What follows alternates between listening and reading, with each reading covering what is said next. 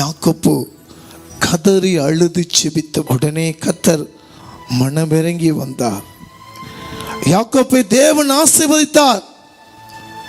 நீ யாக்கோப்பு இல்ல, நீ இஸ்ரவேல் சொல்லி அவன் தேவன் ஆறுதல் படுத்தி கொடுத்தார்.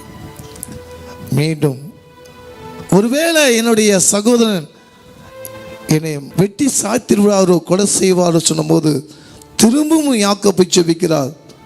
அநேக தூதர்கள் பாதுகாக்கும்படியாக யாக்கோப்பு கூட கர்த்தர் அனுப்புகிறார். காரியங்களை கர்த்தர் மாறுதலாய் மாற்றி கொடுத்தார்.